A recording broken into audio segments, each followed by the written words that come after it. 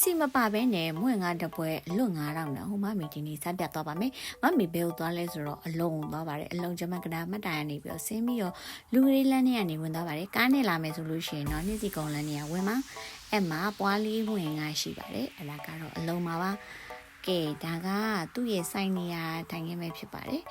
ဒီလိုဆိုင်ကန်းနဲ့ပေါ့နော်မွေငါတပွဲဘာဖြစ်လို့9000ဖြစ်နေရလဲဆိုတော့အတိကအသက်ကတော့မွေငါဟင်းရည်ပဲဖြစ်ပါတယ်အဲ့ဒီမွေငါဟင်းရည်ကငရက်နဲ့ချက်ထားပြီးတော့ငါးတွေအတုံးလိုက်ထည့်ပြီးထားတဲ့အတွက်ကြောင့်မို့လို့သူ့ရဲ့မွေငါစီနှုံကတပွဲကို9000ဖြစ်နေရပဲဖြစ်ပါတယ်အဲ့ဒီမှာဘူးတိကျော်ပဲသွေးအိုးပဲဥအပြင်ကိုတခြားအစပလိုက်လေးထည့်ပြီးတော့စားလို့ရပါတယ်ပြီးတော့နားကြတော့ဟိုပါပေါ့နော်အဲ့အီးတို့ကော်ဖီတို့ဒါတွေလက်ဖက်ရည်တို့ကိုအလကား free flow ပေါ့နော်ကိုကြိုက်တဲ့လောက်တောက်သုံးလို့ရပါတယ်ဒါတော့သူကစိုက်ရှင်ရဲ့စီဇနာလေးကိုမြင်တွေ့ရမှာပဲဖြစ်ပါတယ်ရေခဲဆိုလည်းအပြည့်ရေနွေးဆိုလည်းအပြည့်ထည့်ပေးထားတာပါကိုကြိုက်နေတဲ့လောက်ကုန်တဲ့လောက်ကိုတောက်သုံးလို့ရပါတယ်မမီကတော့အေးဖေးစိုက်တော့အေးလေးပဲတောက်လိုက်ပါတယ်အဲဒါမမီ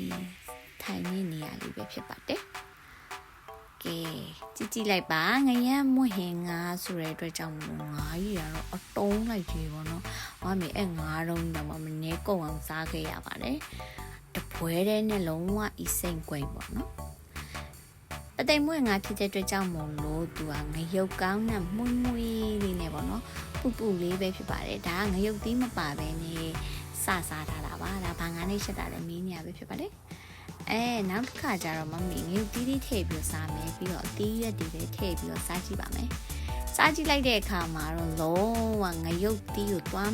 အဆက်ကြောက်တဲ့လူဆိုလုံးဝငရုတ်သီးကိုသွားမထည့်ဘူးမမီပြောချင်ပါဘာလို့ဆိုသူ့ငရုတ်ကောင်းကပူနေရဖြစ်တဲ့အတွက်ကြောင့်မို့လို့